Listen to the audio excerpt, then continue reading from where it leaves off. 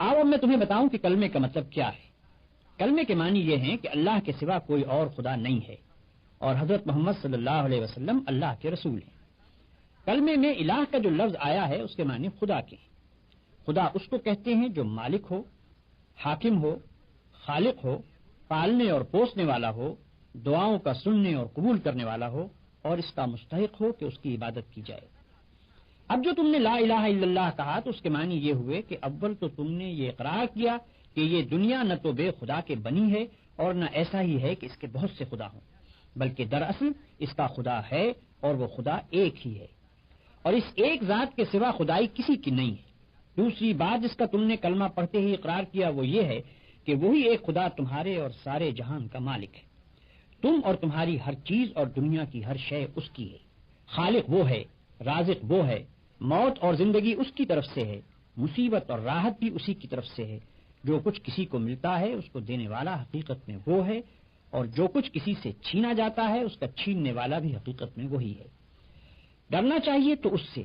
مانگنا چاہیے تو اس سے، سر جھکانا چاہیے تو اس کے سامنے، عبادت اور بندگی کی جائے تو اس کی، اس کے سوا ہم کسی کے غلام اور بندے نہیں، اور اس کے سوا کوئی ہمارا آقا اور حاکم نہیں۔ ہمارا اصلی فرض یہ ہے کہ اسی کا حکم مانیں اور اسی کے قانون کی پیروی کریں۔ یہ عہد و پیمان ہے جو لا الہ الا اللہ پڑھتے ہی تم اپنے خدا سے کرتے ہو اور ساری دنیا کو گواہ بنا کر کرتے ہو۔ اس کی خلاف ورزی کرو گے تو تمہاری زبان، تمہارے ہاتھ پاؤں، تمہارا رونگٹا رونگٹا اور زمین اور آسمان کا ایک ایک ذرہ جس کے سامنے تم نے جھوٹا اقرار کیا تمہارے خلاف خدا کی عدالت میں گواہی دے گا، اور تم ایسی بے بسی کے عالم میں وہاں کھڑے ہوگے کہ ایک بھی گواہ تم کو صفائی پیش کرنے کے لیے نہ ملے گا۔ دنیا کی پولیس سے تم اپنا جرم چھپا سکتے ہو، خدا کی پولیس سے نہیں چھپا سکتے۔ دنیا کی پولیس رشوت کھا سکتی ہے، خدا کی پولیس رشوت کھانے والی نہیں۔ دنیا کے گواہ جھوٹ بول سکتے ہیں، خدا کے گواہ بالکل سچے ہیں۔ دنیا کے حاکم بے انصافی کر سکتے ہیں، خدا ایسا حاکم نہیں جو بے انصافی کرے۔ پھر خدا جس جیل میں ڈالے گا اس سے بچ کر بھاگنے کی بھی کوئی صورت نہیں ہے۔ خدا کے ساتھ جھوٹا اقرار نامہ کرنا بہت بڑی بے وقوفی بلکہ سب سے بڑی بے وقوفی ہے۔ جب اقرار کرتے ہو تو خوب سوچ سمجھ کر کرو اور اس کو پورا کرو، ورنہ تم پر کوئی زبردستی نہیں ہے کہ خواہ مخواہ زبانی ہی اقرار کر لو، کیونکہ خالی خولی زبانی اقرار محض بیکار ہے۔ لا الہ الا اللہ کہنے کے بعد تم محمد رسول اللہ کہتے ہو، اس کے معنی یہ ہے کہ تم نے یہ تسلیم کر لیا کہ محمد صلی اللہ علیہ وسلم ہی وہ پیغمبر ہیں جن کے ذریعے سے خدا نے اپنا قانون تمہارے پاس بھیجا ہے۔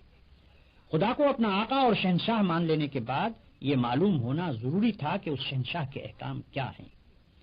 ہم کون سے کام کریں جن سے وہ خوش ہوتا ہے اور کون سے کام نہ کریں جن سے وہ ناراض ہوتا ہے،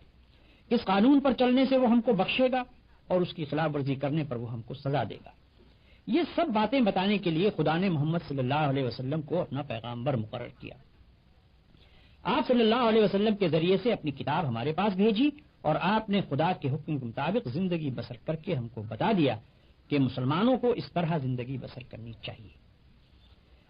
بس جب تم نے محمد رسول اللہ کہا تو گویا اقرار کر لیا کہ جو قانون اور جو طریقہ حضور صلی اللہ علیہ وسلم نے بتایا ہے تم اسی کی پیروی کرو گے، اور جو قانون اس کے خلاف ہے اس پر لعنت بھیجو گے۔ یہ اقرار کرنے کے بعد اگر تم نے حضور صلی اللہ علیہ وسلم کے لائے ہوئے قانون کو چھوڑ دیا اور دنیا کے قانون کو مانتے رہے تو تم سے بڑھ کر جھوٹا اور بے ایمان کوئی نہ ہوگا، کیونکہ تم یہی اقرار کر کے تو اسلام میں داخل ہوئے تھے کہ محمد صلی اللہ علیہ وسلم کا لایا ہوا قانون حق ہے اور اسی کی تم پیروی کرو گے۔ اسی اقرار کی بدولت تو تم مسلمانوں کے بھائی بنے، اسی کی بدولت تم نے باپ سے ورثہ پایا، اسی کی بدولت ایک مسلمان عورت سے تمہارا نکاح ہوا، اسی کی بدولت تمہاری اولاد تمہاری جائز اولاد بنی، اور اگر ان سب کے باوجود تم نے اپنا اقرار توڑ دیا تو اس سے بڑھ کر دنیا میں کون سی بے ایمانی ہو سکتی ہے۔